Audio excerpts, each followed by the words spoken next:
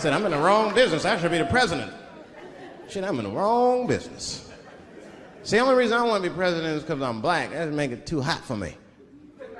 I mean, you know what I mean? I think it could be a black president one day, but you don't want to be the first one. I mean, second or third, that's fine, but that first nigga better watch out. I'm going to tell you that right now.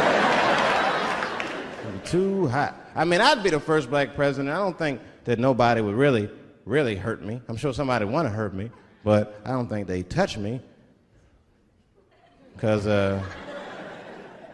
my vice president will be Mexican for a little insurance. You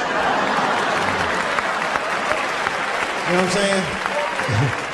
I mean, you can shoot me if you want, but you're just going to open the border up, so you might as well leave me and Vice President Santiago to our own devices. Ain't that right, Santiago? See.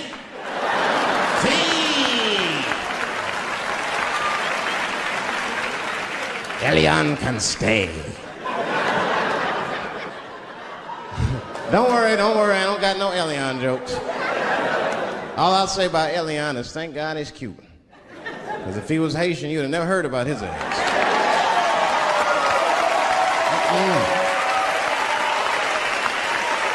If Elian Gonzalez was Elian Mamumbo from Haiti, they'd have pushed that little rubber tube right back in the water. Sorry, fella, all full.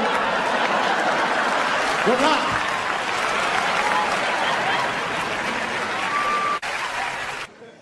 Scared to death of these police. I am, nigga. I got a police scanner. First money I got, this is the first shit I went out, bought me a police scanner. I just listen to these motherfuckers before I go out, just to make sure everything's cool. You hear shit on it. Calling all cars. Be on the lookout for a black male between 4'7" and 6'8". Staying in the crib tonight, fuck that. Gotta work on that alibi for a minute. Every black person needs an alibi.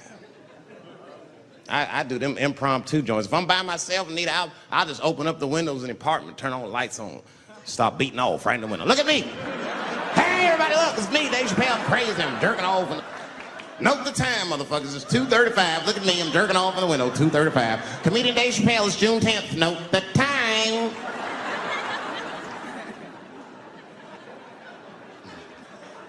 That shit could save my life. Officer David Chappelle couldn't have done that. I saw him in his window masturbating from 2:35 to 2:37. I'm certain of it. He was standing on a clock and holding a calendar and today's paper. Fuck, I need an alibi. I can't be no celebrity. This shit is just the worst. I'm seeing it. I see why stars are crazy, man. These motherfuckers. I went to Disney World with my kids, which is a big deal for me. I don't get to see my kids so much. I do Chappelle show 20 hours a day, sleep for like half an hour, raise my kids for 10, 20 minutes, and I go back to work. Now, this particular day, I got to hook up with the kids. We went to Disney World. Everybody at the park, fucking everybody. Hey, I'm Rick James, bitch. Hey, I'm Rick James, bitch. It's like, hey, man, hey. You mind not calling me a bitch in front of my kids? Time out, motherfucker. We take a day off. Even Mickey Mouse did it. I said, this is the most unprofessional shit I have ever seen in my life. Rick James, bitch. Oh, I was fed up. I caught that motherfucker with an uppercut. Bop! Knocked his head clean off. Everybody was screaming. Oh my God, oh my God. Mickey Mouse is Mexican. That's the thing, there's so much stuff to worry about. You know, the more you know, the more you don't know and shit. You know, like a lot of people be telling me, Dave, you know, you just gotta relax. The racism thing be bugging you too much. I be thinking about it. Sometimes shit'll happen. You know, a lot of black people can relate to this. Have you ever had something happen that was so racist that you didn't even get mad? You were just like, God damn, that was racist. I mean, it was so blatant, you were just like, wow. Like, almost like it didn't even happen to you. It was like a fucking movie. That was like you was watching Mississippi Burning. Wow. That happened to me. I was in Mississippi. I was in Mississippi doing a show, and I go to the restaurant to order some food, and I say to the guy, I say, I would like to have And before I even finish my sentence, he says, "The chicken." I said, "What the fuck?" I could not believe it. Could not believe that shit. This man was absolutely right. I said, how did he know that I was going to get some chicken? I asked him, I said, how you know that? How did you know I was going to get some chicken? He looked at me like I was crazy. Come on, buddy. Come on, buddy. Now, everybody knew as soon as you walked through the goddamn door, you're going to get some chicken. There's no secret down here that blacks and chickens are quite fond of one another. Then I finally understood what he was saying, and I got upset. I wasn't even mad. I was just upset. I wasn't ready to hear that shit. All these years, I thought I liked chicken because it was delicious. Turns out I'm genetically predisposed to liking chicken. So that's why. I got no say in the matter. That guy ruined chicken for me. I'm scared to eat it in public. I want somebody to see me and say something. You know what I mean? Like, you be eating some chicken?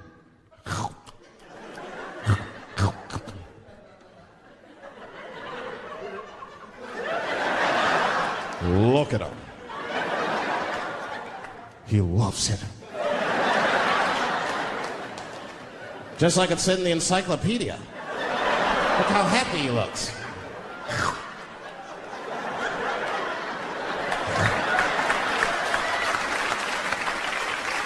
Sometimes these world be too much to deal with. That show business be crazy. That's where the cultures really collide. Show business bring a lot of races together. Sometimes it works, sometimes it don't. This is one thing that happens that's funny. You know, sometimes I'll be on a business call, right? You know, like with a lawyer or something. You know, my lawyers be white. And like, we'll be on a call, right? And they'll be like, "Oh, okay, Dave, we're gonna close the deal. Was that fine with you?" I'll be like, "Yeah, that's good for me." "Great. Great. You have a good weekend, Dave." I'll be like, "All right, you too, man. Peace." "Oh, all right. Bye-bye."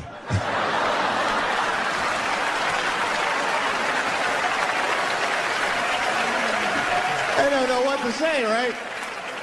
So sometimes I'll make up shit that's not even slang just to see how they handle it and shit. It'll be the same business go, "All right, we're going to close the deal. Is that fine with you, Dave?" "Yeah, sounds good to me." "Great.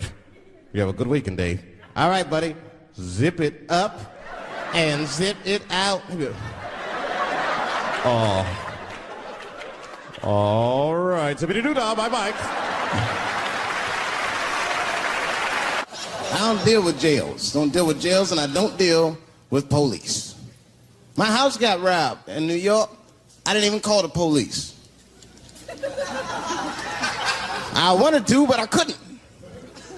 My crib is too nice. It's not that it's too nice, but it's too nice for me. You know how the police are in New York. Soon as I open the door, they'll be like, "Oh, he's still here. Open and shut case, Johnson." Apparently, this black guy broke in and hung up pictures of his family everywhere. Never seen anything like it. Don't deal with them, man. I had to bail a friend of mine out of jail one time. You know, that was horrible. I was scared. I had to walk right into the belly of the beast. I tried to look as non-threatening as possible. "Hi. I'm here to bail out my buddy." "Oh, okay. Well, while you're here, you do fit a description. If you'll walk this way, we can process you." How they always get us. It's fitting those damn descriptions. Now, I could be bitter and blame all the police, but no. I'll tell you who I blame. It's those sketch artists. They keep drawing the same brother over and over again. Who is this generic man we all look like? I want to know what they say when it's us. You know, immediately be in that room like, did you get a look? Did you see the guy that tried to rob you? Yes. Yes, I did. He's about 6 feet tall, I'd say. 6 feet tall? Yes. He had his hat on backwards, too. Good. That's good stuff. Hat was on backwards. Yes. He was black? Okay, big lips, big nose, hanging out. Say no more, sir. I'll draw him from memory. You know, let me get my stencil. I think we can trace this guy and save some time. I'm having an artistic dilemma. I have 2 poems. One poem is older, and one poem I just wrote backstage. Which one would you like to hear? Wait! How many for the old one? How many for the new one?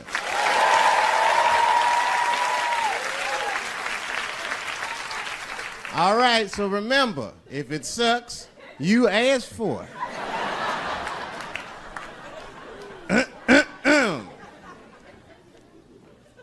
One night at 3 a.m., I went to the corner store.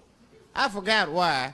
Oh, that's right, I wanted a bite. I had the munchies because I was high. The store is owned by Mr. Fong, and every day he sees me, he does me wrong. He's Korean. Now, I'd never say I hate all Korean people. I haven't met all Korean people. That hate talks for savages. But even though I don't generalize, I do percentages and averages. So far, I hate 1 out of 5 Korean people I've met so far. So I come in the store. Hello, Mr. Fong, I say, and he just scowls at me and growls at me.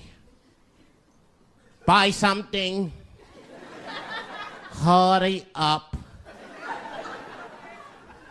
Now look, I'm not stealing in the least, but if you're shopping and you know someone's watching you shop, that shit'll make you look like a thief.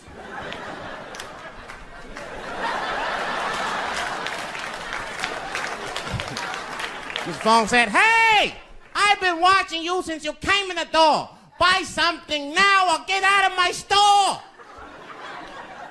Now, I couldn't take it anymore. Hey, I said, raising my hand, get your fingers out of my face, Chinaman.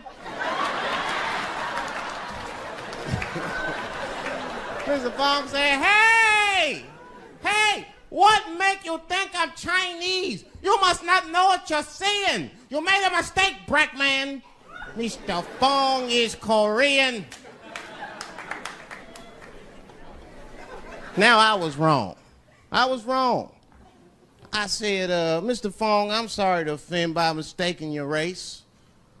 But you gotta admit, if it was a Chinese look-alike contest, your ass would place. You're a dead ringer for a Chinese. But don't be mad at me. I didn't mean to offend you in the least. You know, some people say all black people look alike. We call those people police. Thank you. Just one time racism saved my life, man. I was on a plane. I was coming from overseas, and I don't know how this guy got a machine gun on the plane, but he stood up, man. He said, everybody, get on the fucking ground. Nobody look at my face. I started freaking out. Because he was Chinese. I was like, why is he talking like that?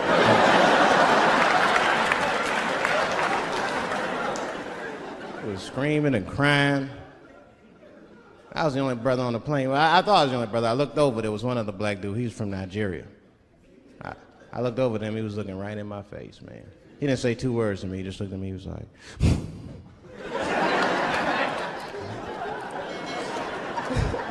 He didn't need to talk, I knew just what he was talking about. I looked right back at him, I was like...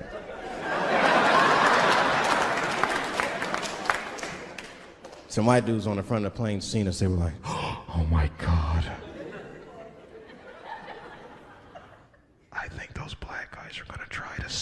boss.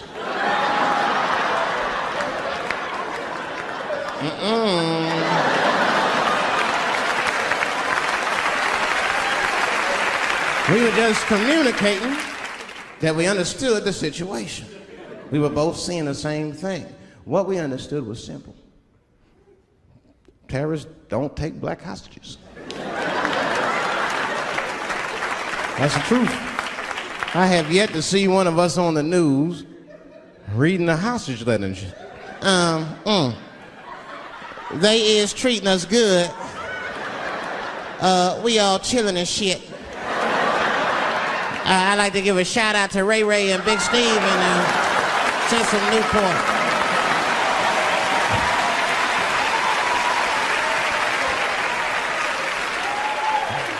You're not gonna see it. Terrorists are smart. They know what they're doing there, you know.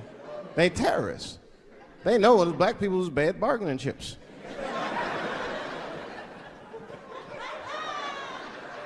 They called the White House and said, hello? We have got 5 black... Hello?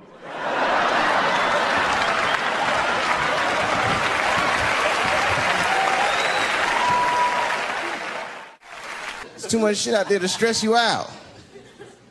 This whole world is just drug-infested. Hate-infested, drug-infested world. Hate drugs. I heard the worst drug story. You know what my friend told me? You know what he's dealing with? His landlord is hooked on crack. That's terrible. That's pressure. Your landlord's hooked on crack, that means you've got to have the rent. You come around all the time. I got the rent. It's not even due yet, it's the 10th. Come on, I need it! Let me just get $20 of it now and then just give me the rest of the month. Every couple hours. Hey, look, I'm gonna need some more of the rent. This building's falling apart, things came up. Comes home early from a party.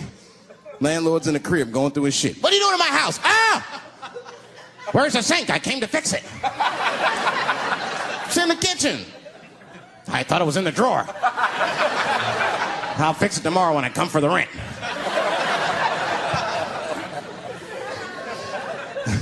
You know what I hate about drugs? I hate when like people my age and older get hooked on crack. I hate that shit. You're too old to be experimenting with the drugs at a certain point. You should be past that. You ain't doing it by a certain point, you just miss it. Drugs are really for old people anyway. You 75, you've earned the right. Shit, if I was 75, I'd do coke, heroin, everything. I wouldn't give a fuck. I'd be walking down the street, they'd be like, boy, that old man is tripping.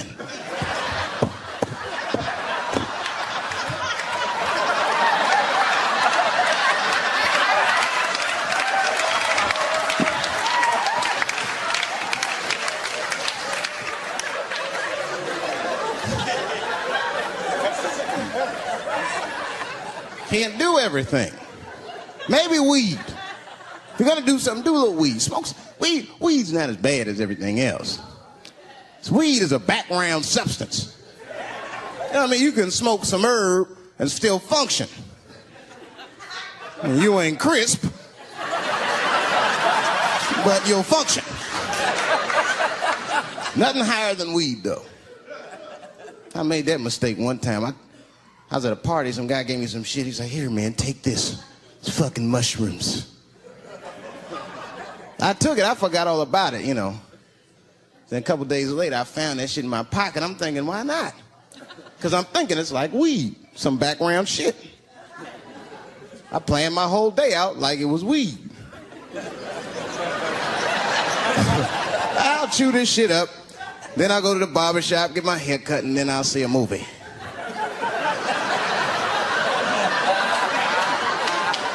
I chewed it up. So far, so good. Then I was in a barber shop like an hour later. And it's funny because I was just thinking to myself, I was like, ooh, this stuff sucks. Tastes like athlete's foot. I feel sick, but I'm not really high. Then I looked in the mirror. I saw the barber's reflection, man. It looked like a big penis was cutting my hair. freaked out. I started talking to myself, Dave, calm down. You're on drugs.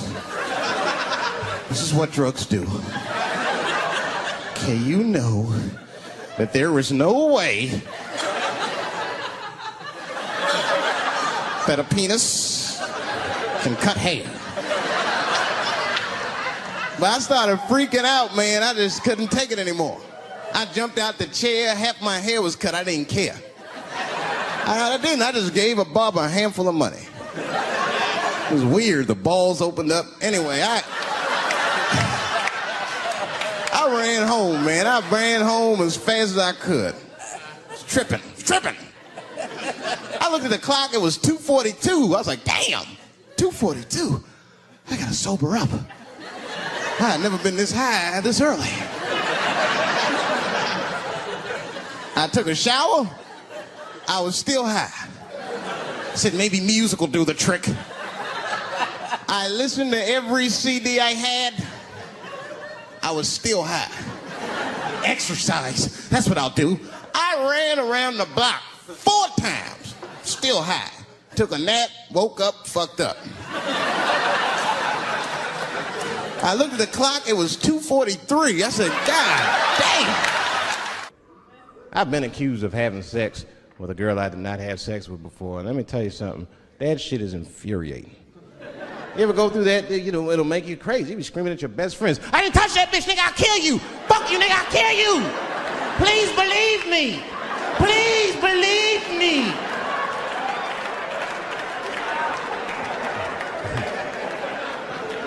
And Clinton didn't do it like that, did he?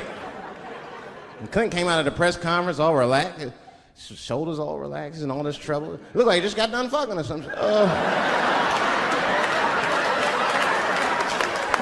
Listen, let me tell you something, America. I don't think you heard me the first time. I did not have sexual relations with that woman, Miss Lewinsky.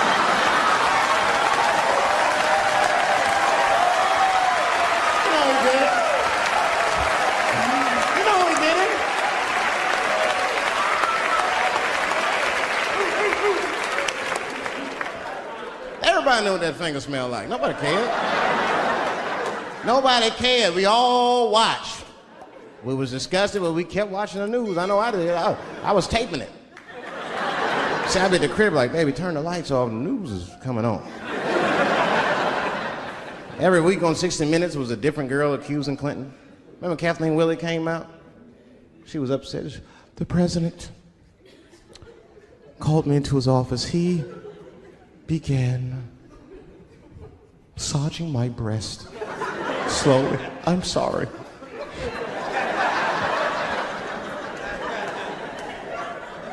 And then he placed my hand on his genitals. Ed Bradley was shocked. Was he aroused? I was at home like, yeah, was he aroused?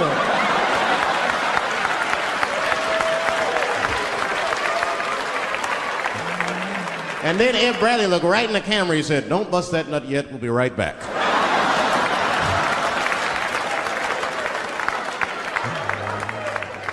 Oh, man, the news had never been so good. But there were no victims.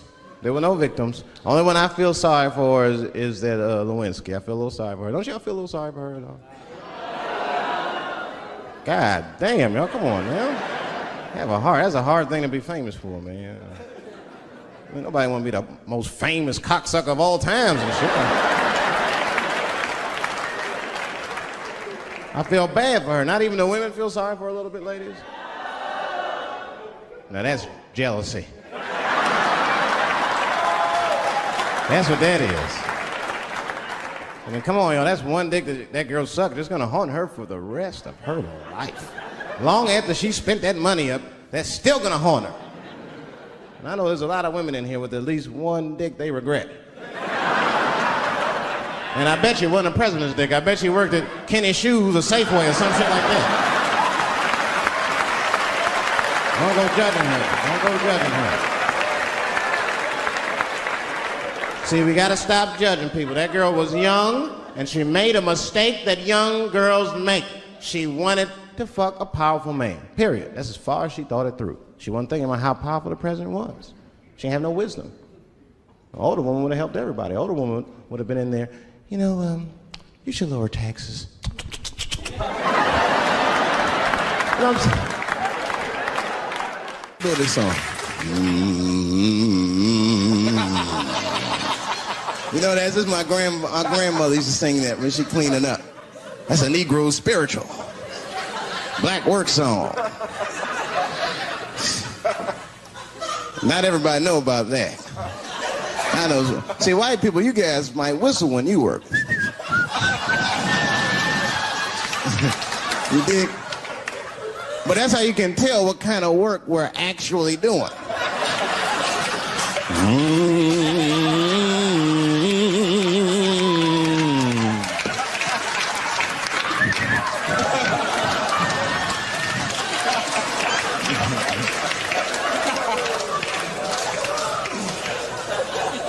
I study that kind of I do. Anything that has to do with race. I read a little here, see a little there. And I travel. That's always good. Traveling has made me a racism connoisseur, if you will. You know, it's different from region to region. Anyone ever been down south? So you guys know what I'm talking about. Now, the racism down there is just... it's perfect. It's due to a perfection. It's comfortable, it's out in the open. There are no secrets in Mississippi. Everybody knows the deal. Morning, nigger. Morning, sir.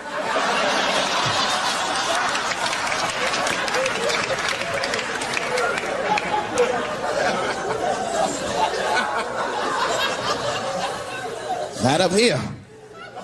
You hit the big cities, man, it's different. It's always a secret. And we should do like them. We should keep our shit out in the open, then a little. I mean, with limits. You don't want to say whatever comes to your mind. That might be a little much. White dude be walking down the street minding his business, and the brother walk up to him, hello, you white oppressor, you slave master rapist of Africa. Why, hello, my big lip spear chucking friend. Touche, honky. So, Whitey, what did you do today, huh?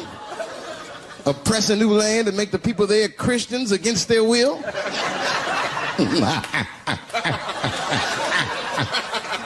What did you do, fellow?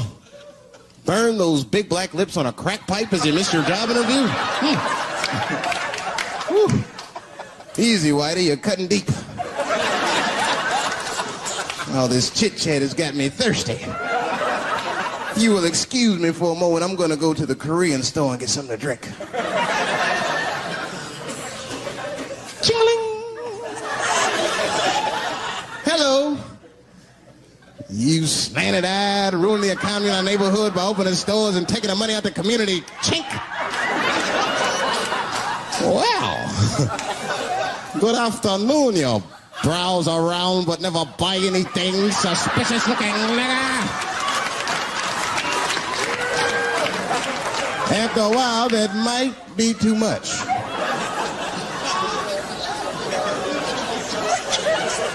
But you can't help it. If you're an American, you're a racist. We brought up from the beginning to think in generalizations. We never look at the individual. We rarely look at the individual. I'm a racist. I know I'm a racist. You know how I know? The other day I caught myself being racist against myself. There's so much going on, I got mixed up. Forgot whose team I was on.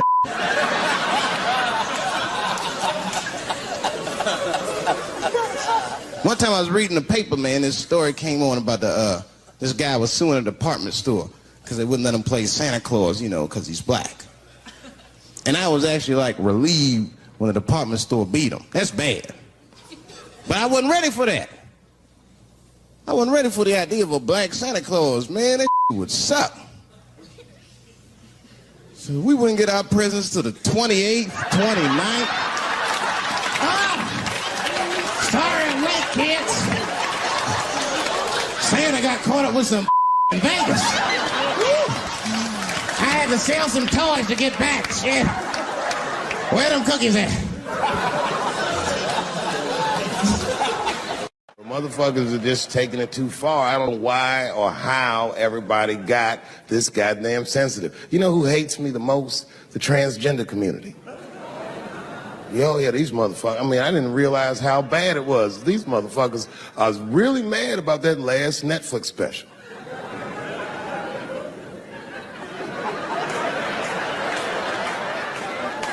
It's tough, man. I don't know what to do about it because I like them. I always have. Never had a problem with them. You know, just fucking around.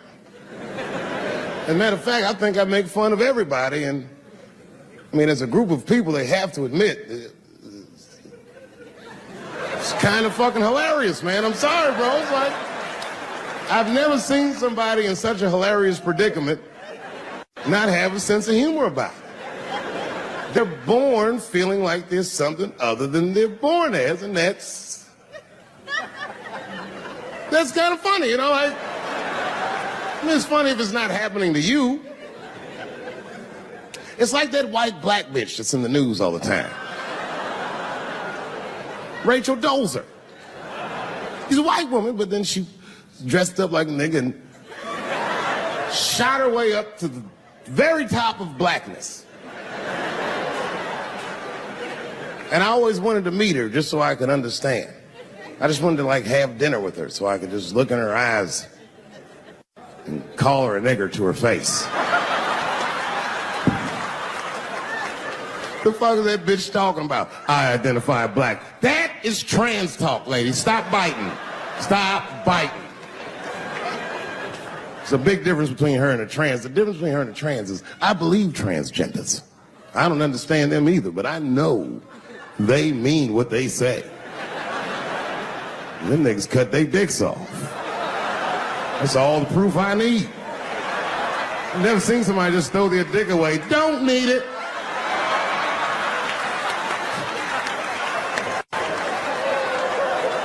I don't understand, but I believe you and I support your decision, motherfucker. But how far is Rachel willing to go? What is Rachel willing to do so that we blacks can believe that she believes she's actually one of us? Bitch, are you willing to put a lien on your house? Invest in a mixtape that probably won't work out?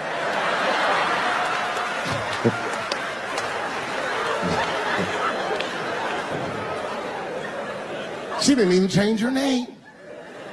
Didn't even change her name. Her name is Rachel. I can't believe in that name. If you want my support, you're gonna have to change your name to the blackest shit I've ever heard. But you're gonna have to change your name to Draymond Green. I don't know a blacker name than that. That shit is black on paper. If you type Draymond Green into Airbnb, that shit will log off automatically.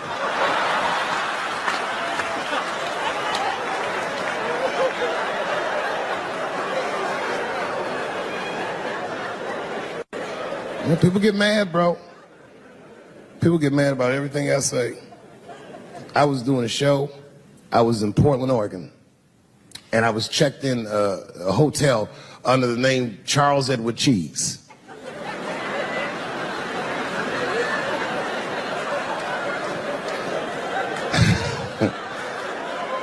I came back and there was a note. It was like a letter on my desk. It was addressed to Mr. Cheese. So obviously I'm going to assume that whoever wrote this letter must be an intimate friend of mine. This is not some kind of name that a person would just guess. But then I opened the letter and it turns out I don't know this person at all. It's a fan letter.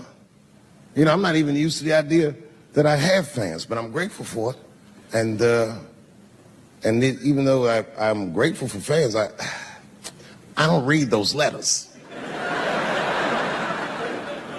Be nice if I did, but realistically, it's like, what am I, Santa Claus, nigga? I don't have time for this. Like, got shit I want to do. I'm trying to chill.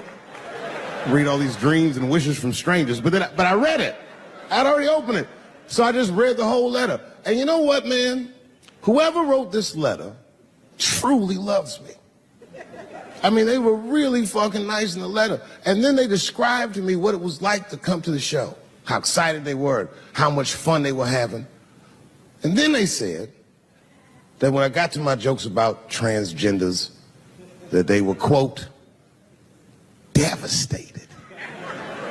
Because it turns out that whoever wrote the letter was transgender. Now, I'm going to be real for a second. You got to understand, I never feel bad about anything I say up here.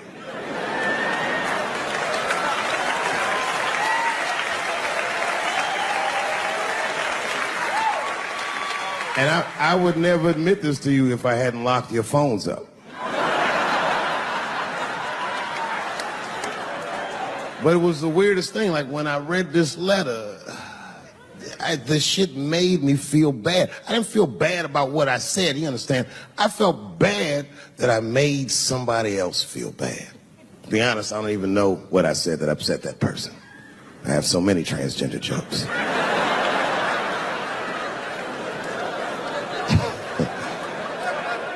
But I feel like it was probably this joke I'm about to tell you right now. And it's not even that bad of a joke. It's a true joke. I mean, it's not true, but I had read in the paper that Caitlyn Jenner was contemplating posing nude in an upcoming issue of Sports Illustrated. And I know it's not politically correct to say these things, so I just figured, fuck it, I'll say it for everybody else. Yuck. Oh, sometimes I just want to read some stats. I don't know why you're going to cram some man pussy in the middle of the sports page like this. I just didn't think that was the place for it. But I wasn't saying anything like Caitlyn Jenner's a bad person. I'm not mad at her for doing it. I'm not even mad at Sports Illustrated. If I'm mad at somebody, I'm probably just mad at myself. You understand? Because deep down, I know that I am not strong enough to not look at those pictures.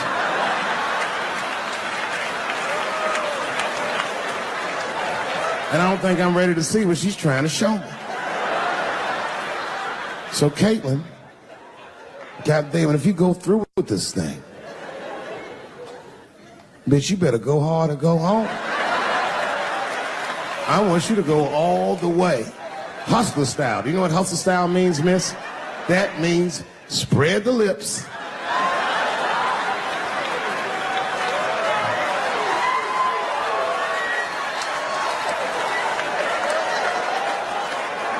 I hope she spreads her lips and there's an itty bitty dick inside. Ah! The show is behind the curtains.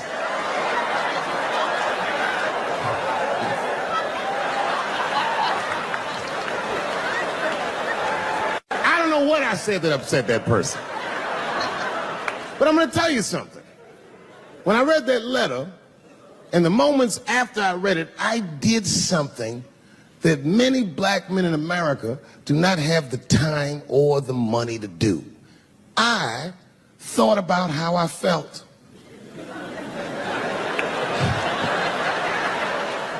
I asked myself a very basic question that I don't think I ever directly contemplated. I said, man, Dave, if you're writing all these jokes, do you have a problem with transgender people? And the answer is absolutely not. The fuck do you guys think I am? I don't understand all the choices that people make. But I do understand that life is hard and that those types of choices do not disqualify you from a life with dignity and happiness and safety in it.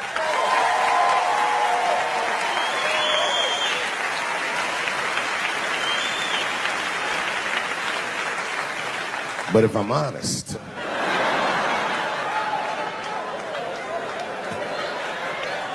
my problem has never been with transgender people. My problem is transgender people. I just feel like these things should not be discussed in front of the blacks. It's fucking insulting, all this talk about how these people feel inside. Since when has America given a fuck how any of us feel inside?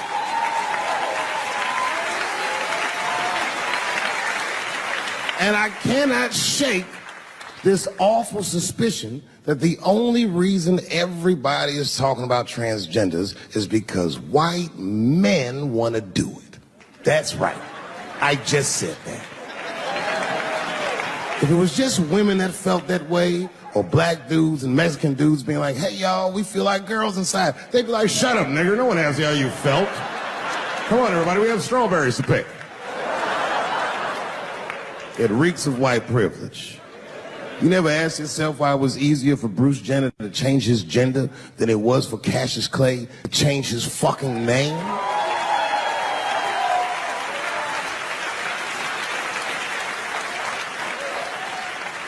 And if I were to be brutally honest,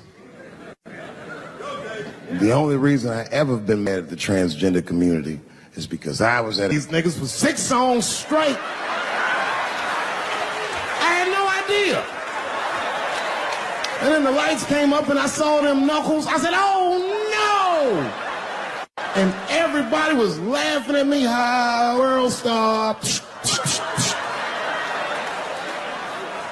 I said, why didn't you say anything? And then I heard that sultry voice.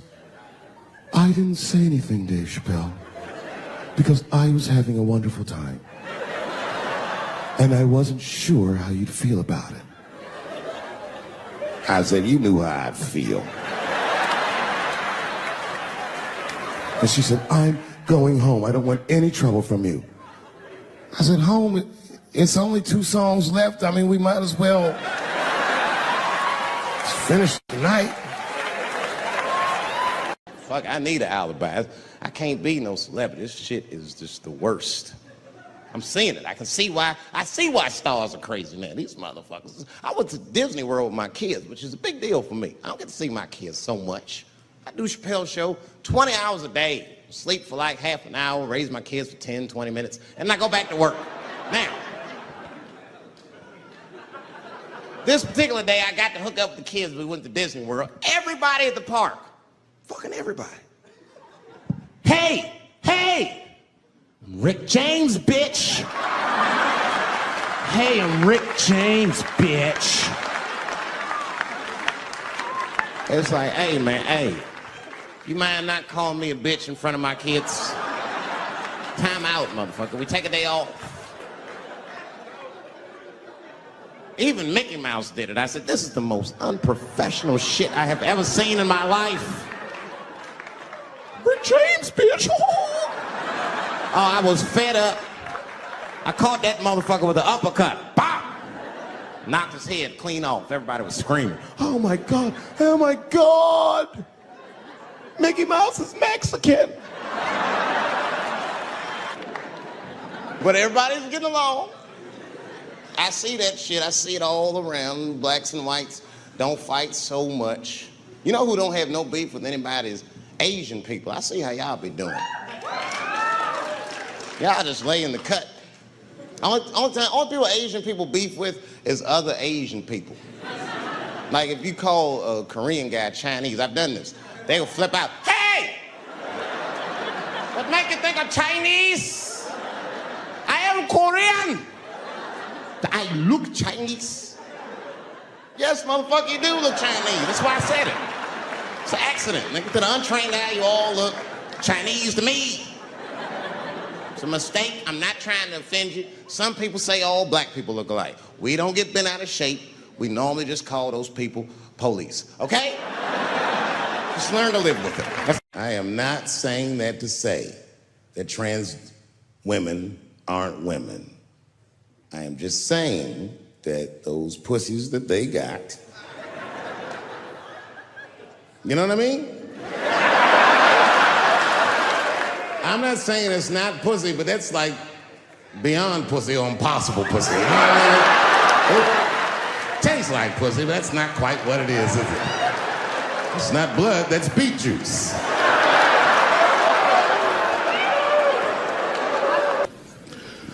I started doing stand-up comedy when I was 14. I'll never forget the first time I was on stage. The guy that introduced me was a guy named J.T. Newton. I'm 47. I can close my eyes and remember the introduction like it was yesterday. It went like this. Ladies and gentlemen, this next young man coming to the stage is starting his comedy career tonight. Who knows? We may be witnessing the birth of a star. Please welcome David Chappelle.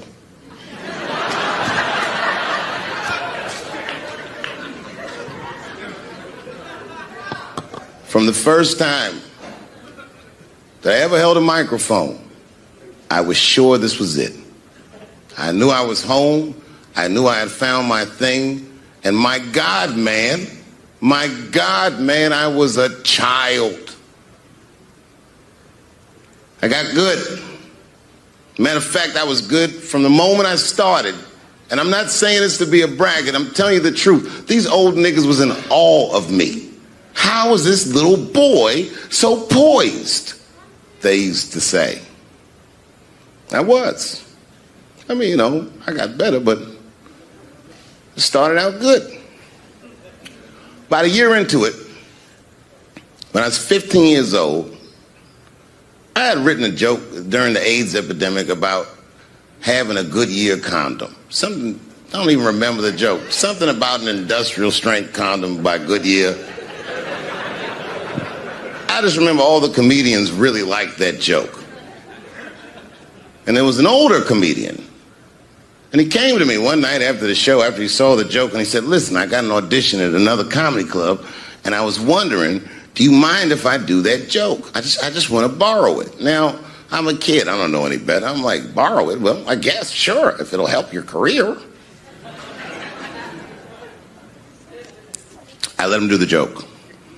And then weeks later, I was waiting to go on in a comedy club, and he went on before me, and he did the joke.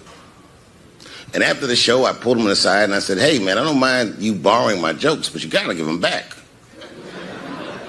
He said, oh, I forgot to ask you. He goes, let me buy that joke from you for $50. And I said, man, I'd do it, but I'm just starting out. I need all the material I can get. The idea being that the more material I can accumulate, the faster I'll be able to make money for my work. I said, I can't do it. I want my joke back. I'll never forget this. Remember, I was a 15-year-old child. This guy was a grown-ass man. He stood up over me so I could see how big he was. And he said to me, really? I can just take it. And he did. I got scared because I was a child. But I never forgot that.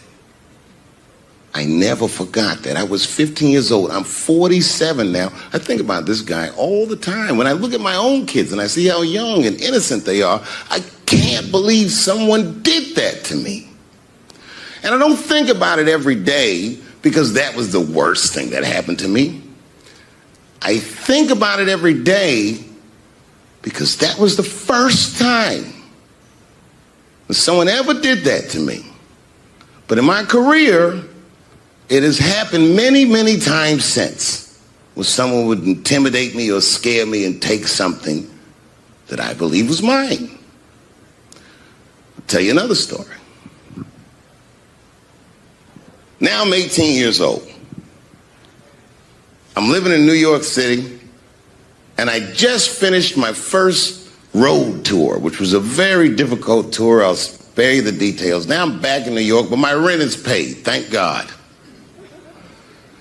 And I have $60 to my name, and a woman that I had met in Pittsburgh, a bad Dominican bitch,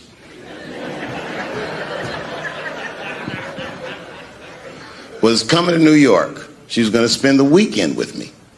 I couldn't wait for her to get there. She was coming that evening. But remember, I only had $60 for a whole weekend to entertain a bad bitch.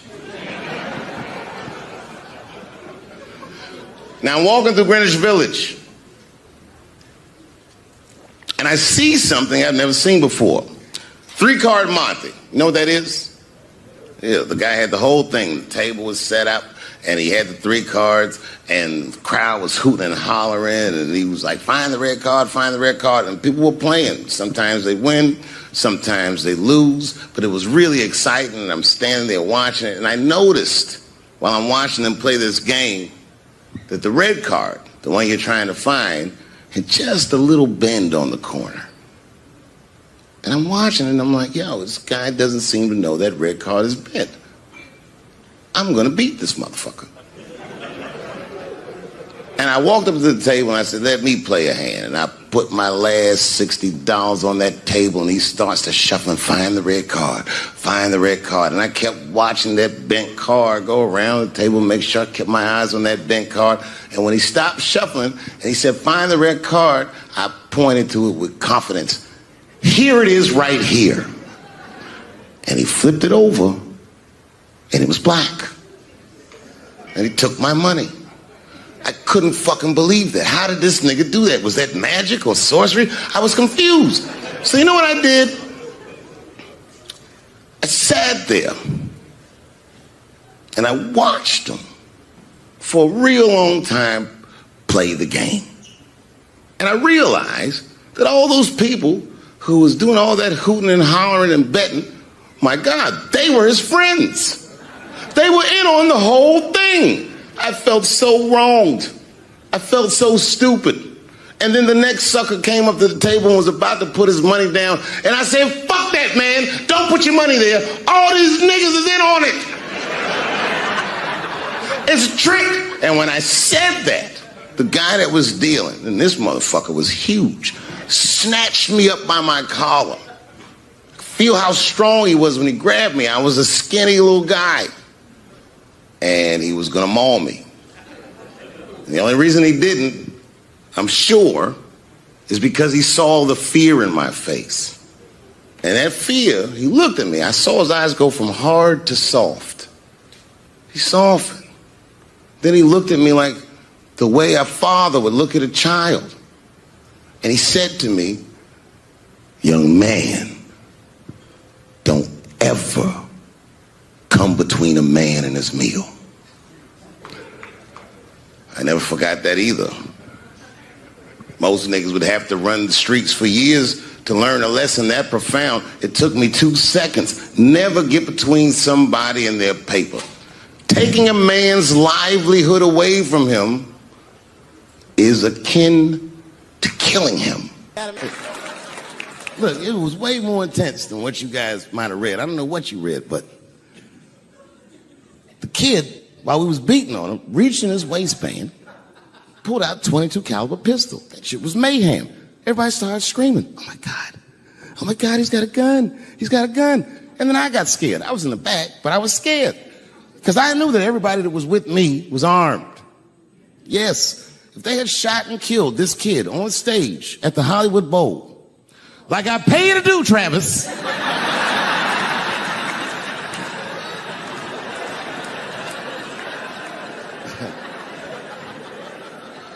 but Travis G'd up. Travis wrestled the gun out of the kid's hand, and then he took it like this and tried to chamber the round, and he couldn't. So he pulled the trigger, and it wasn't a gun. A knife blade popped out of the front. I guess this kid was gonna stab me. Some scary shit. So the next night, even though I didn't have a show, I said, I gotta get right back on stage. And I went and did a show. And someone in the audience screamed out, Dave, what happened with the attack? And I didn't know there was journalists in the room. All I said was that this nigga had a knife that identified as a gun. I got 6 more weeks of bad press for that joke. I didn't even do nothing to this nigga. That's not right. That was not right. And then the New York Post went to the jail and interviewed my attacker like he was some kind of hero. And I read that interview. It turns out the entire attack was my fault. Yes, I triggered him. I didn't mean to. I had done jokes about the homeless. And it turns out this young man was homeless. And I mean, there's no way I could have known this. But I will say, for a homeless guy, this nigga had incredible seats.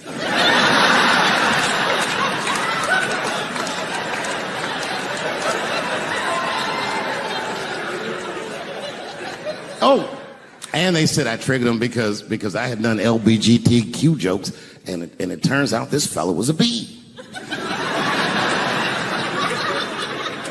That was the headline in the article. It said, Dave Chappelle's alleged attacker is bisexual. I said, alleged attacker? This motherfucker definitely attacked me. I'll show you the tape. He's allegedly bisexual.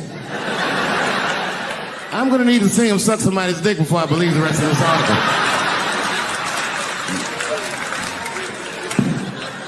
I read that shit in the paper. I was horrified. I was like, oh, bisexual? I could have been.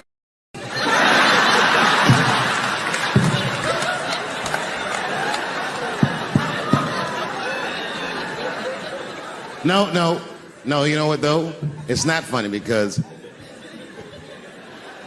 after all that madness ensued,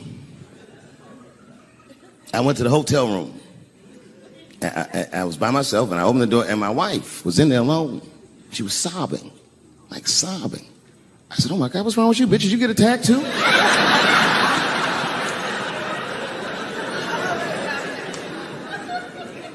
And she's crying. She said, oh my God, David. She said, if you had died tonight, me and the kids would have nothing.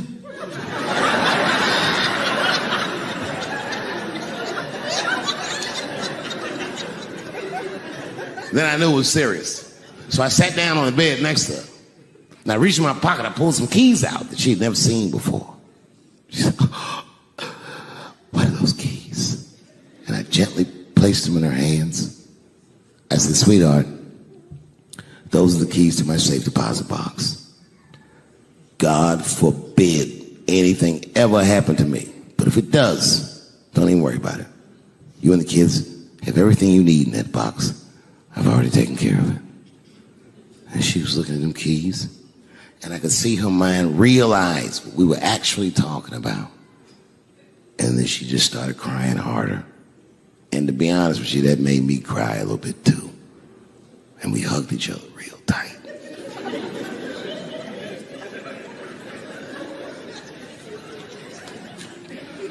Do you know this bitch looked in the box while I'm alive and well? Who does that? Oh my God. And then she was mad at me. She said, God damn it, David, I opened that box. I said, you did? She said, yes, I did. And there was nothing in there.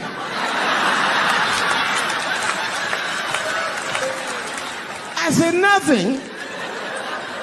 Oh. She said, nothing except your stupid joke book. I said, whoosh. I said, well, sweetie, look. If you tell those jokes exactly how they're written, you and the kids should be fine. They're really good jokes.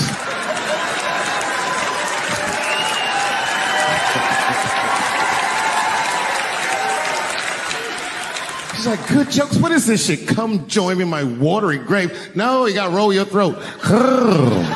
Join me in my watery grave.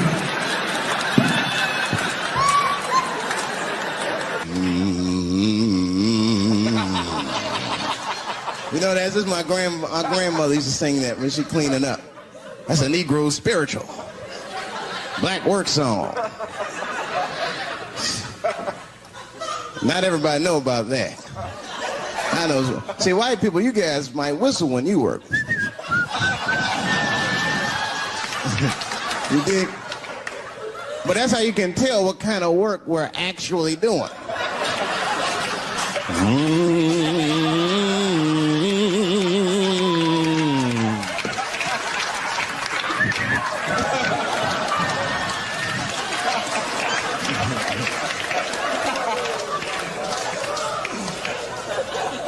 I study that kind of I do. Anything that has to do with race. I read a little here, see a little there. And I travel. That's always good.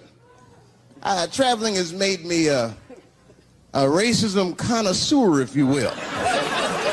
You know, it's different from region to region. Anyone ever been down south? So you guys know what I'm talking about. And the racism down there is just, it's perfect. due to a perfection. It's comfortable, it's out in the open. There are no secrets in Mississippi. Everybody knows the deal. Morning, nigger. Morning, sir.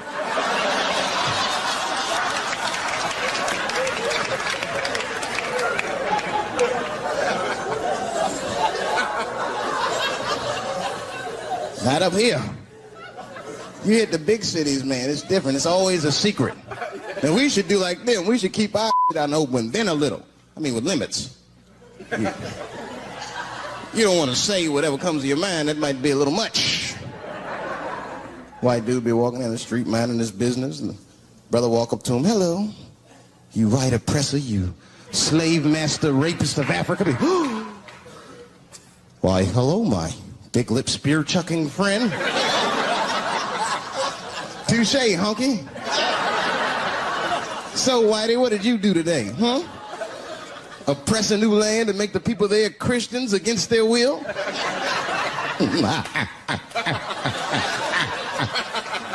What did you do, fella? Burn those big black lips on a crack pipe as you missed your job interview? Easy, Whitey, you're cutting deep. All this chit-chat has got me thirsty. If you will excuse me for a moment, I'm going to go to the Korean store and get something to drink. Chilling. Hello. You slanted-eyed, ruining the economy in our neighborhood by opening stores and taking the money out the community. Chink. Wow. Good afternoon, you browse around but never buy anything. Suspicious looking nigga. After a while, that might be too much.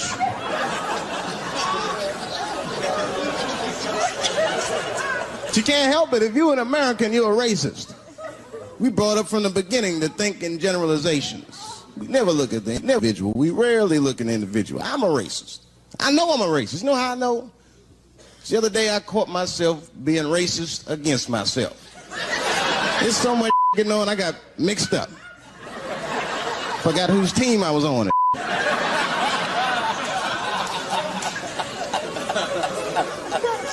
One time I was reading the paper, man, this story came on about this guy was suing a department store because they wouldn't let him play Santa Claus, you know, because he's black. And I was actually like relieved when the department store beat him. That's bad. But I wasn't ready for that. I wasn't ready for the idea of a black Santa Claus, man. That would suck.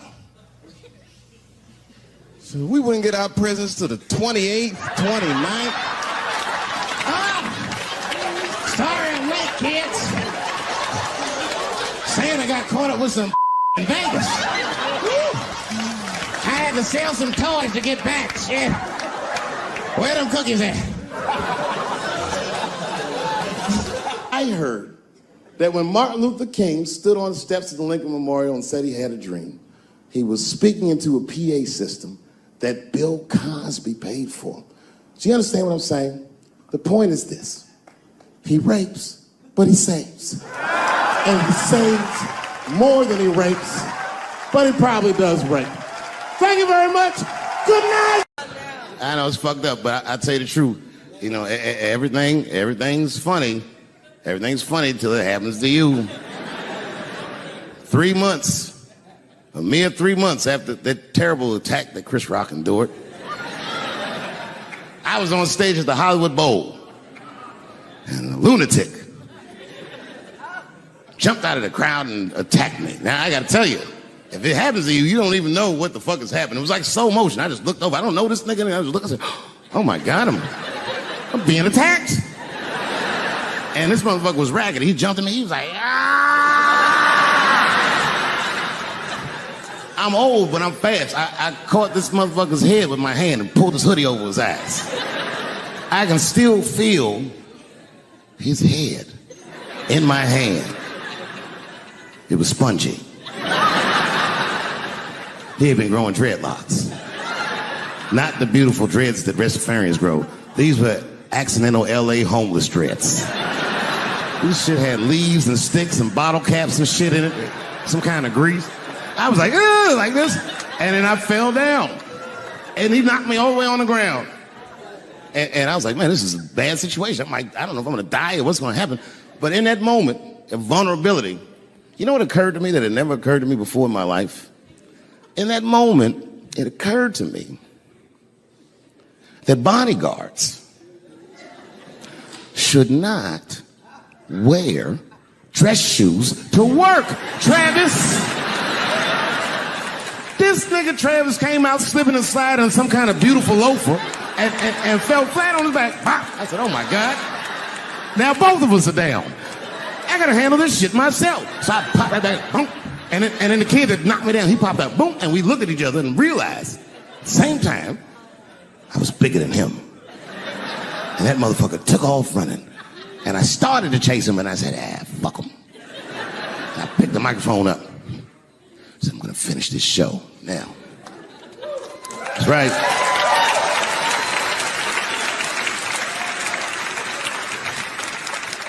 For 3 months before that, I'd been making fun of Chris Rock. And people would ask me all the time. They'd say, Dave, what would you do if you were Chris Rock and Will Smith slapped you in the face? And to this day, the answer is the same. Well, I don't know what I would have done. I've never been in a situation that extreme. But I do know now what Will Smith would not have done. And that is enjoy the rest of his evening. Man, listen. We gave that kid a good while. We was whooping his ass. Not we. I mean, I was on stage trying to think of a joke to tell, but they was beating this nigga up right behind me. Everybody could see it. Everybody could see it. And I'm sitting up there trying to think of what to say. And I'm tongue-tied. Me, of all people, can't think of anything to say. Look at my karma. Just that moment. Of all the people in the world, Chris Rock walks from backstage, walks up to me in front of 20,000 people, grabs the mic out of my hands and looks at the crowd and goes, was that Will Smith? Man, motherfuckers fell out of their chairs laughing. I was standing there looking stupid. I was fucking furious because I'm thinking in my mind, nigga, this is my attack. You got attacked 3 months ago. Now you have jokes. So I snatched the mic back from Chris and tried to get one off, but my shit did not go good at all. I didn't know what to say. I was just like, it was a trans man. And the crowd was like, boo. It's LA, we like trans people, boo. I know, I felt so bad.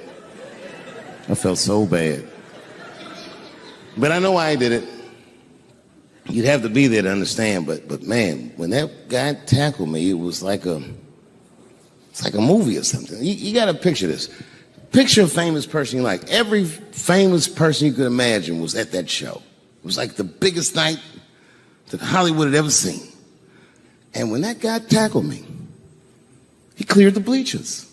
I had to watch the tape afterwards to know this happened, but as soon as he tackled me, Jamie Foxx was the first motherfucker that jumped out of the crowd. He was wearing a white cowboy hat like he knew this shit was gonna happen to him. Never seen this nigga in a cowboy hat before.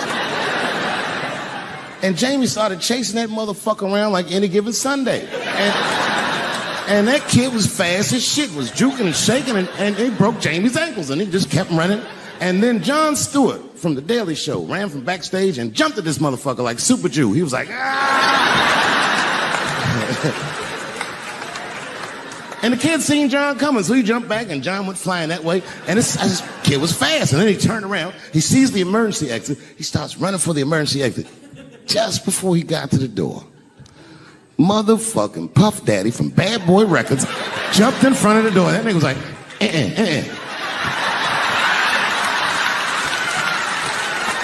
Boy, Puffy got that motherfucker. And then every celebrity just ran out because every celebrity saw themselves in me, and they just started beating the fuck out of that kid. And I know Chris was backstage looking like, nobody helped me.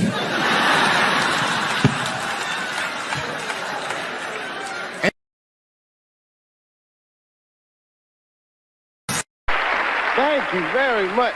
Very good to be here tonight, man. I almost didn't make it. I just got back in the country. I was in France. I didn't even mean to go to France. Actually, I was in Algeria in Africa, and my plane got hijacked. You might have seen it on the news. Very horrifying experience. Everyone on the plane was scared, except for myself. I was not, relaxed because I'm a real brave guy. I'm not brave at all. I just know the facts. And the facts clearly state that a terrorist has never taken a black hostage in the history of the world. Yes, my friends, it's the truth. You will never see one of us on the news reading one of those letters. They is treating us good. We all just chilling. Because terrorists know what they're doing. I hate to say it. But black people are bad bargaining chips. Terrorists would call up the White House, "Hello, we have got 5 black people. And we will..." Hello? They know leverage when they see it. L.A., man, I just got here a few weeks ago. Very interesting city you guys have here.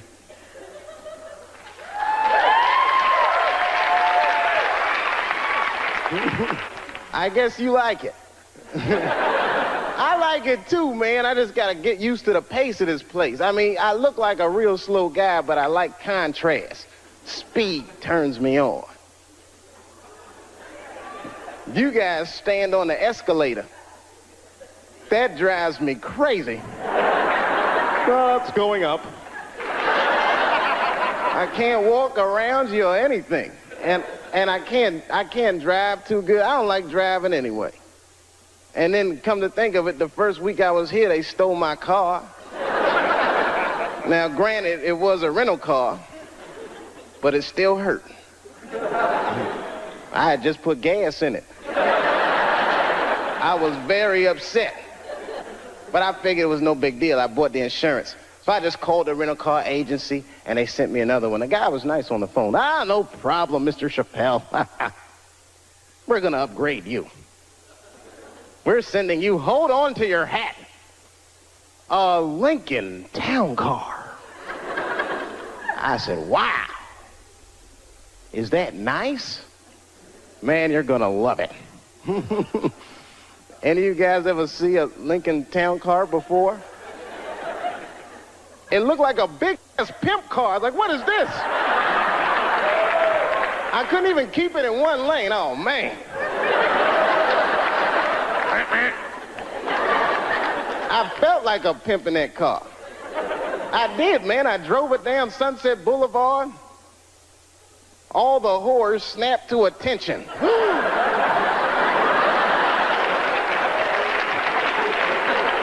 A lot of weird stuff happens here, man. You guys on a roll with your natural disasters and riots and woo! This place is, it really fascinates me. New York is bad too. I live in New York now. New York's bad.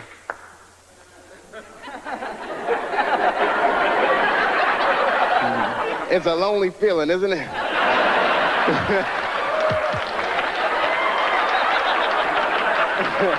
I know how you feel. It's different, isn't it? New York is bad in a different kind of way. It's so dirty, man. The wildlife is dirty. You ever see a New York squirrel? I'm scared of squirrels because of them. They are just filthy. Any of y'all know what squirrels are supposed to eat? Anybody? Nuts? That's what I thought. You know what I saw a squirrel eating in New York? An Egg McMuffin. Something is right. Eat anything they can find. They chew gum, they smoke old cigarettes. They're just foul animals, man. That whole city is crazy. I don't know. You ever notice, I don't know, like I see a couple kids in here. I don't know if you kids read comic books. You notice, though, most of the superheroes live in New York. because we desperately need them. I mean, but I think New York is rubbing off on superheroes because they're all like very bad role models for children. I don't know if you've ever noticed that or not. Like look at Wonder Woman. You ever just take a good look at her? Look at her clothes. Tacky, tacky, tacky.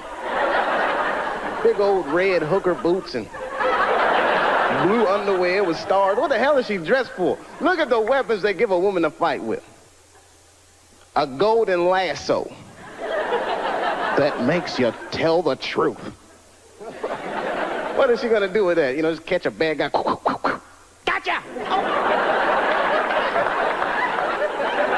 I wasn't gonna say anything earlier, but this lasso just squeezed the truth right out of me.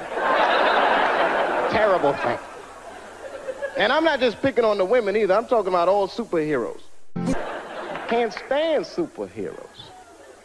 They're so prejudiced too. You ever notice how prejudiced superheroes are? They only fight crime for the very rich. Think about it. You will never see Batman in the projects wasting his goddamn time. I can see him now. He's just robbing. Yes, Batman. Didn't we park the car right here, man? What the hell happened?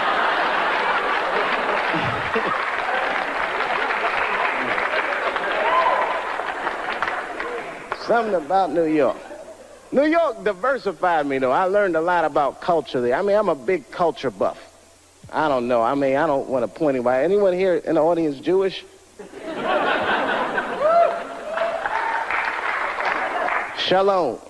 A little something I picked up. Actually, I mean, I like everybody, but I'm going to have to be honest. Jewish people are my favorite white people. You guys are the only ones that can grow an afro if you really wanted to. I am so impressed by that.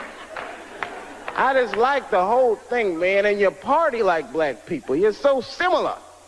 I went to a bar mitzvah when I was 13. One of the 3 best parties I've been to in my life. We got down. I walked in there, everyone from school was there. The guy from ZZ Top was on stage. I said, man, this is gonna be good. You know, we walked in the synagogue and they gave us them party hats y'all wear. I got a seat in the front, and my friend Charlie Buckholz, that's the guy who was being bar mitzvah, he walked on stage and the whole place got quiet. He picked up these 2 scrolls, started reading from them. He wasn't really reading, he was almost singing. Baruch atah Adonai. Sounded beautiful. Now, I had never been to a synagogue before, but at a black church, if someone on stage is singing,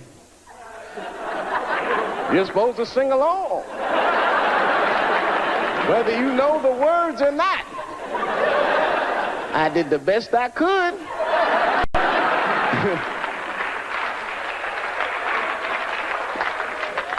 Then things really picked up.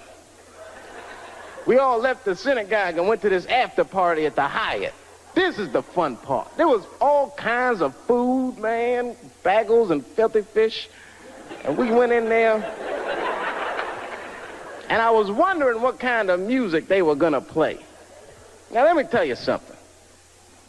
I don't know who this Hava Nagila guy is, but his album is slamming. They put that music on, the whole place just lit up. Everyone was dancing. I was breaking plates. Hey! And someone shouted out, sponsor. That's Greeks. Oh, sorry about that. Wrong white people. But anyway, we were having a great time. I didn't even know it was a tradition.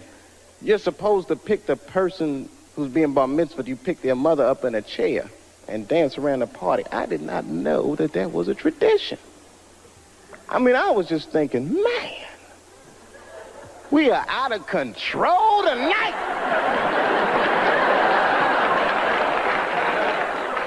That was fun. It broadened my horizons, man. I mean, I was a very ignorant child. I didn't know a lot of things. Like when I was growing up, I don't want to offend anybody here. Let me check the exits. Okay, when I was growing up, I used to think that all white people, don't be mad, I thought all white people were happy. Yo. Just to be white. I know it sounds silly. I thought you just walked around, hallelujah, I'm white. This feels great. Taxi. Just checking. Go ahead. Thank you, everybody. Dave Chappelle. Dave Chappelle. Excellent, Dave. Excellent. Dave Chappelle, ladies and gentlemen.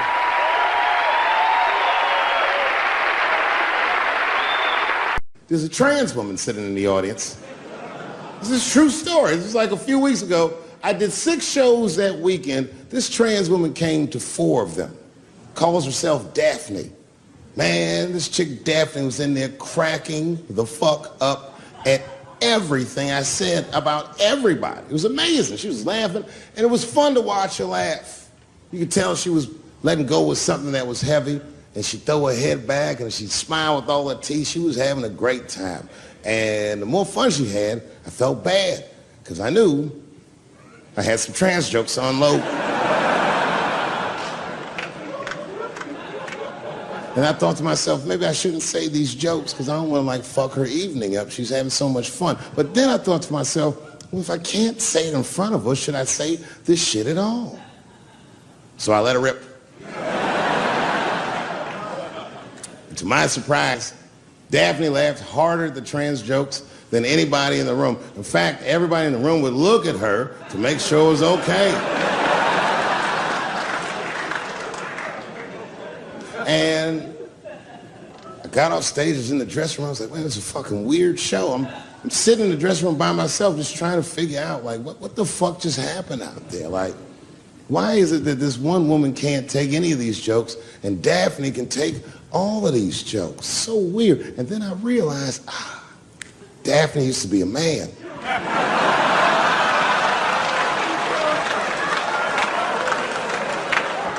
So now I go out of the dressing room and like you can see like all the staff was there like cleaning the club up, the audience had gone, and sitting at the bar by herself was Daphne. And she's like, hey Dave, come join me for a drink. And I don't want her to think that I'm transphobic or nothing, so I'm like, fuck, I guess I could have at least a drink. And we get some tequila and we're sitting there. And she was fucking cool. Turns out that Daphne, she wants to be a comedian. She was asking me for advice and I told her advice and all that shit. And then she says to me, she says, boy, you sure do get a bad rap for your trans jokes. I said, Daphne, thank you, but you don't have to say that. I hope I didn't offend you. She goes, no. She said, in fact, I read about you in the New York Times. I said, you did? She said, yeah. She said, I thought it was interesting that they blamed you for R. Kelly. They said you normalized him for telling jokes about him. I go, yeah, they said that. She goes, I wonder why they never said that you normalized transgenders by telling jokes about us. And I'd never thought about that. It never occurred to me. And we started making out. And then like, I reached up just to see what it felt like. I was like, what? And it felt like pussy, did it? I was just like, what you gonna do if Trump get reelected? What am I gonna do if Trump gets reelected? Probably get a significant tax break.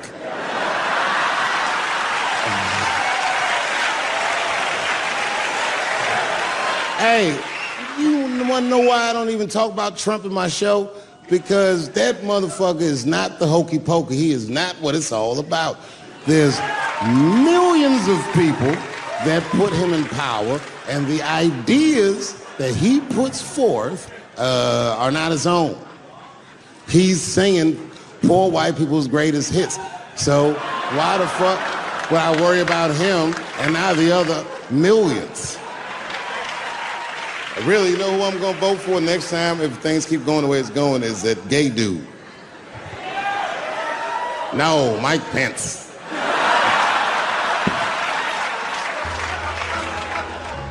Now this is the same club, the Punchline. This is 15 years ago, and I had just gotten back from my infamous South Africa trip. And I came to the Punchline just to cheer myself up.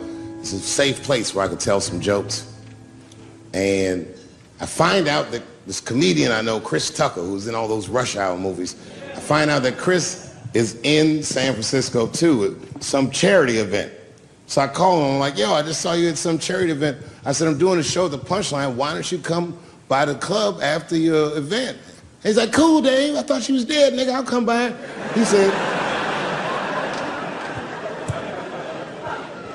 He says, is it okay if I bring some friends? Because, you know, I'm with a lot of people. I go, man, you Chris Tucker. You can bring whoever the fuck you want. And then I show up to the club late that night. I walk into the dressing room, and sitting in the dressing room is Gavin Newsom, who at the time was the mayor of San Francisco, but now he's the governor of California. And sitting next to him was Kamala Harris, who at the time was the DA of San Francisco.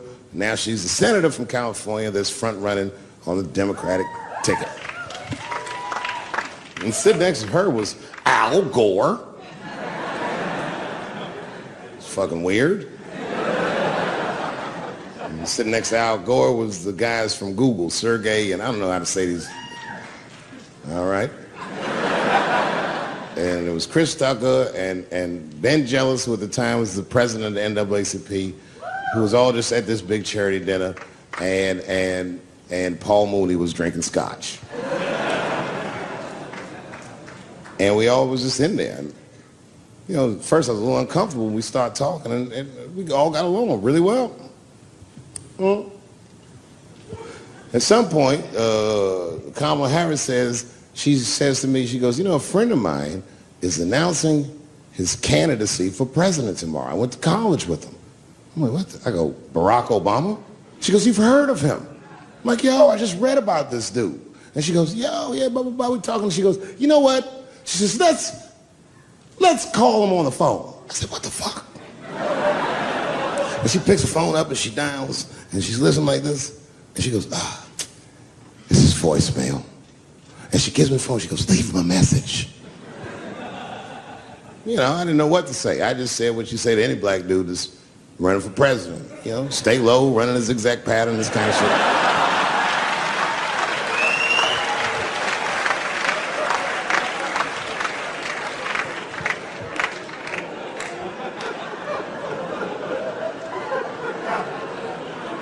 And then the last thing I say is, you know what? I said, sir, I really do believe you can do this. Like, man, I'm wishing you luck. Now, next day I wake up and go for coffee at a place called the Embarcadero. It's like an eatery by the sea in San Francisco. And I'm walking to the coffee shop and there's a police line and I can't cross the tape. But then I figure, fuck it, I'm Dave Chappelle, so I go into the thing like this. And the police yoke me. These motherfuckers like tackle me immediately. And I see over the police's shoulder Gavin Newsom. I couldn't remember his name, but I remember the night before I had kept teasing him and saying he looked like Christian Bale, the guy from the Batman movies. So I see him and I can't remember the name, so I'm just like, Batman, help!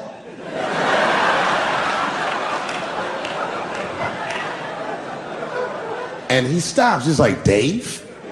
And then the police see that the mayor knows me, so they're all like, oh, sorry about that. And he's like, hey, back up, everybody. And he just picks me up. He's like, I'm really sorry about that. I'm like, I'm fine, don't worry about it. And he's like, listen, I'm here with Prince. Would you like to meet him? I'm like, I know Prince. That's my nigga. And we go around the corner, and it was Prince Charles, the Prince of England. I didn't know the protocol of meeting royalty. You're not supposed to touch him. I dapped him up like a nigga. My nigga. Ah! Just hugging him and shit like this, dapping him up. Like this. And that nigga was cool too. I was like, that's really fucking weird. And then I was just out there in the upside down, not having no TV show, trying to figure life out. And the election was going on in the background. And this guy, Barack Obama, was picking up steam. This motherfucker was killing it. And I had a chance to go to the last debate on the Democratic ticket, and I went. It's me and Chris Tucker sitting in Myrtle Beach, South Carolina. It's the last three candidates. It was Barack Obama, John Edwards, and Hillary Clinton. Now, Obama's a lot taller than Edwards and Clinton, and he had the center podium. And at one point, they're all on stage, and they start fussing, and Obama goes, look, none of us are perfect, like this. And his hands was like this, and there was light shining behind his head, and the other two candidates was looking up at the nigga, and I was sitting in the audience like, this nigga looks like Jesus.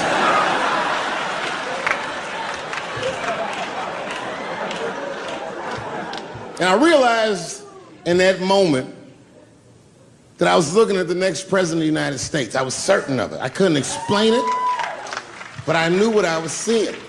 And I got really excited. And I'm not that kind of guy. I said, I gotta meet this motherfucker. So I stayed. They were all on stage doing interviews, and I just waited. I was waiting and waiting, and then John Edwards was done with his interviews first, because everybody knew he wasn't gonna win. And I see John Edwards, and I said, hey, Senator Edwards, I just want to say hi. And that motherfucker looked at me like, I'm like, fuck you, nigga, you gonna lose anyway. And then he left, and then Hillary Clinton just walked by me in one of them Steve Harvey suits.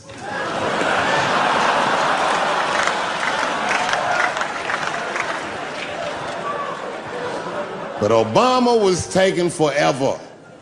Everybody wanted to talk to him. When I knew the media saw exactly what I saw, there was no question about it. That was the guy. I waited and I waited, and finally, must have been over an hour and a half, he finishes his last interview. He's like, well, thank you very much. Good talking to you. And he turns around, and we make eye contact.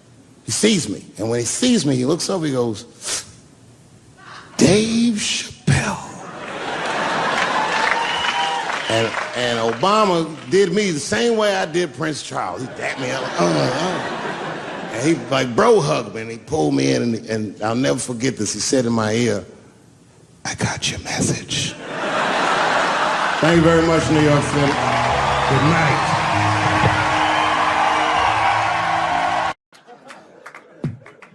I'm fucking around. Yeah, man. Well, you ladies are right. To be honest with you, your lives look terrifying to me. They do, man. I know nothing about being a woman, but I know fear. Yo, I used to live in New York when I was 17, and I couldn't even pay my bills. You know what I did to make money? I used to do shows for drug dealers that wanted to clean their money up. One time I did a real good set, and these motherfuckers called me in the back room. They gave me $25,000 in cash. I was probably 18, 19 years old. I was scared. I thanked them profusely. I put that money in my backpack. I jumped on the subway and started heading towards Brooklyn at 1 o'clock in the morning. Never been that terrified in my life. Because I never in my life had something that somebody else would want. I thought to myself, Jesus Christ, if motherfuckers knew how much money I had in this backpack, they'd kill me for it. Then I thought, holy shit. What if I had a pussy on me all the time?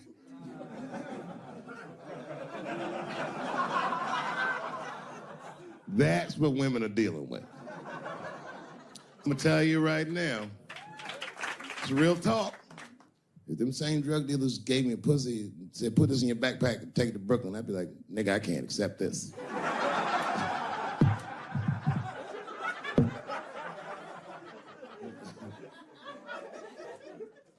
I empathize, man, you know. Everybody gets mad because I say these jokes.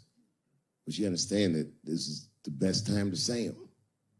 More now than ever. And I know there's some comedians in the back. Motherfucker, you have a responsibility to speak recklessly. Otherwise, my kids may never know what reckless talk sounds like. The joys of being wrong. I didn't come here to be right. Just came here to fuck around. It's hot in here suddenly, isn't it? I wonder where that heat came from. I wonder what happened to me. Where did I go for 12 years if I wasn't raped?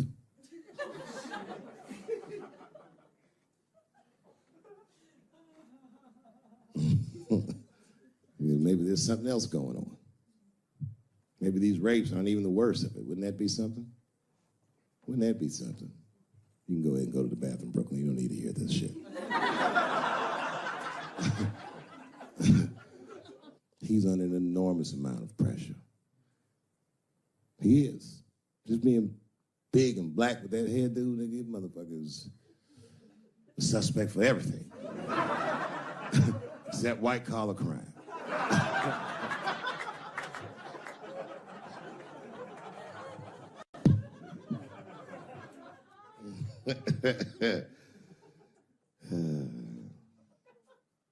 Sometimes I wouldn't talk about where I went, but y'all don't even want to know. I was gone for a long time, nigga. I was in the upside down.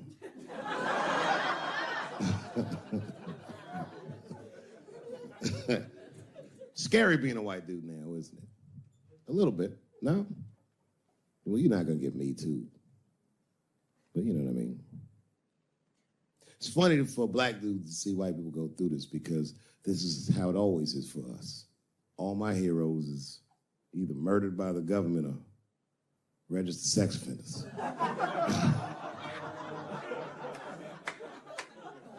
Sad, I know, man. But we've already been through it, like Michael Jackson. Remember when they said all that shit about Michael Jackson? They never proved anything till his dying day, but they said that he did some very heinous things. And one time I watched a documentary about it. They were talking about all the shit Michael Jackson allegedly did. And as they were saying all these allegations, they started showing pictures of his home, the Neverland Ranch. You ever seen Michael Jackson's house on television? Well, the short of it is,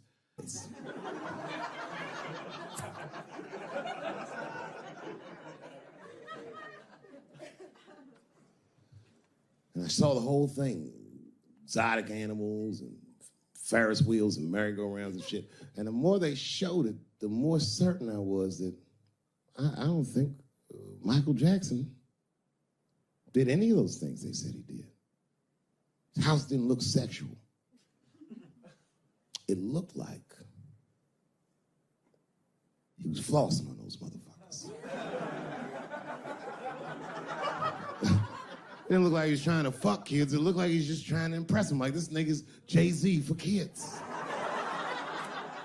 Like, he's just walking through his house. This is my cotton candy machine. It makes 3 tons of cotton candy a day. You can have all the cotton candy you want. This closet is filled with nothing but custom-made karate slippers. Isn't that cool? Shall I have my monkey bring us more cupcakes? Hey guys, let's watch a movie. What movie do you want to see? Home Alone. Oh, no, don't touch the DVD player. Macaulay Culkin's here, he can act it out. Come on, Macaulay. Act out Home Alone for my guests. Hey, mister. This is fantastic, man. We had you all wrong. All wrong? What? I don't understand. What do you mean? Huh? Oh, well, you know, man, we thought it was going to be the usual. Like, you're going to have us come over and give us some wine cooler and, you know, suck our dicks. What? Suck your dick? You faggot-ass kids. Why trying to suck your dick, nigga? I was trying to show you a better life. Bubbles, get these kids the fuck out of my house. You're just like everyone else. Hollywood is no place for moral absolutism. You know what I mean? We must never forget that R. Kelly peed on a 15-year-old girl. And he also wrote, I Believe I Can Fly. Same guy, same lifetime. If I showed you that video of him peeing on that girl and scored it to I Believe I Can Fly, he'd be torn. I used to think that I could not go on if I can see it.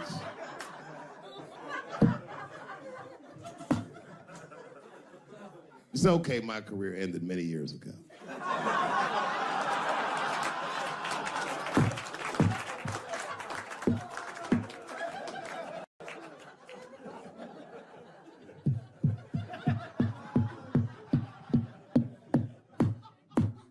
Order.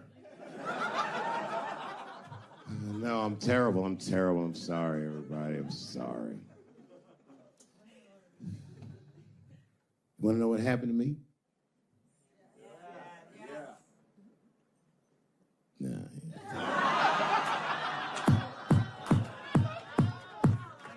It's tempting, but I don't want to talk about it. Maybe at the end, when I run out of things to talk about. Actually, I'm almost there.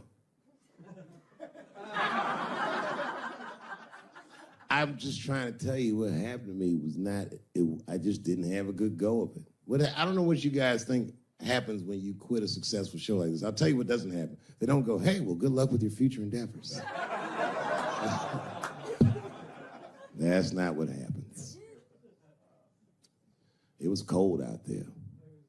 For real, I had to watch it all go down without me. I had to watch all those people do my show, Key and Peele and Amy Schumer and Mind and Mencia. Well, I'm not going to say they were doing my show. I'm just saying they were bad. And people would come up to me on the street and be like, yo, nigga, just every once in a while. Most people thought I was crazy, but sometimes people come, yo, nigga, you did the right thing, man. You my hero. Nigga, I don't want to be your hero. I want to be rich.